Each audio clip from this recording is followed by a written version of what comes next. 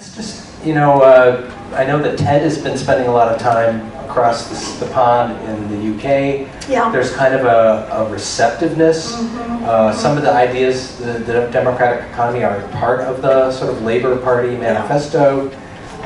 We have Boris Johnson now, you know, kind of there's like a Reagan, Thatcher, Trump, Boris Johnson thing going on here, but you know, you could, you know, I'm curious, just what are you seeing in the UK, and is there anything that we could learn from that, both from a social movement point of view as well as sort of a politics?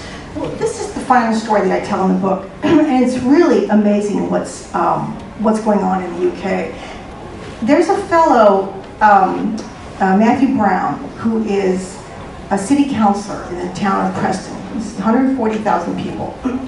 Preston, at one time, is in England, and it was at one time the birthplace of the Industrial Revolution. The spinning wheel was invented there.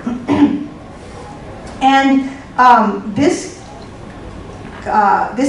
city was really hit hard after the 2008 downturn. They were gonna use their money and attract a big corporation, right? Well, that fell apart, and they were down and out. It's a Rust Belt city. They were a lot like Cleveland, very beat up. It had been dubbed the suicide capital of England. That's how bad things were in Preston. And so there was this half-time city council person, right? That's all the city council job was half-time. And Matthew Brown started looking on his computer, and he stumbled on the Democracy Collaborative, and he came upon the Evergreen Co-ops in Cleveland, and he said, well, that's kind of a funny thing to see in the U.S. That seems kind of socialist. What if we could do something like that in his city, in Preston? So they called Ted up, and Ted's like, I never heard of Preston. And he goes over there and he starts advising them. They used a big anchor strategy. They put together a whole bunch of strategies, and I'll just mention a few of them.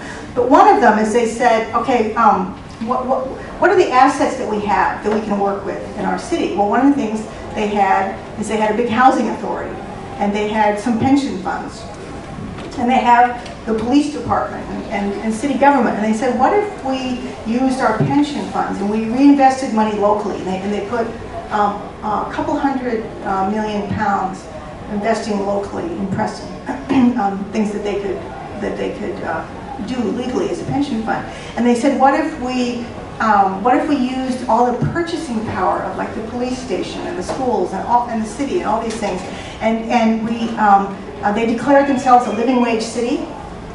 They made that the standard. They started buying locally instead of buying, you know, whatever, food and so forth. They tried to buy more locally, so they relocated another couple $100 million into the local economy, and they started supporting worker co-ops. They're working at starting a community-owned bank. They're starting a non-predatory payday lender, right? So if you're desperate for money and you need that little bit of money to get you to payday, if you're late by a week, they're not going to hit you with a big fine. They're not going to raise your interest rates. So it's a non-extractive payday lender. So they're doing these kinds of things. Well, lo and behold, it seems to be working. It's catching on. Preston was recently named by the Radical Association, PricewaterhouseCoopers,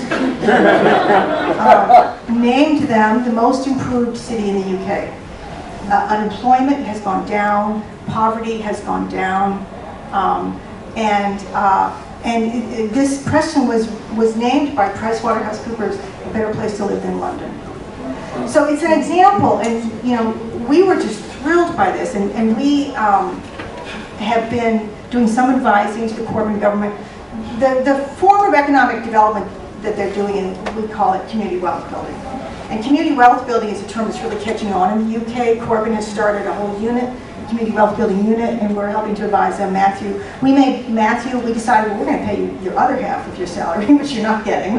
And we found some money, we made him a fellow of the Democracy Collaborative. So now, it was interesting, Matthew said, he used to work as a clerk in government, that was his other half. And he said, well, now I'm free. And for Matthew, free means he's working 60 hours a week. He's traveling nonstop. But he's had 60 cities come to him and say, we want to do what Preston is doing. We got a call from Tanzania. Tanzania wants to do what Preston is doing now. We have a little contract with Tanzania now. Sarah McKinley's working on that. So it's remarkable, and so this is informing what Jeremy Corbyn is doing and what Labour is doing. It's written about in The Economist all the time. Preston has become a phenomenon in the UK, and I think what I would say is inspiring about Preston in particular and about the UK is it shows how you can begin to build a politics around this stuff, which we don't do. We haven't done as much in this country, but you can. People will get behind this if they begin to see, oh, you can actually organize an economy a different way, and look, it actually works. People will get behind it.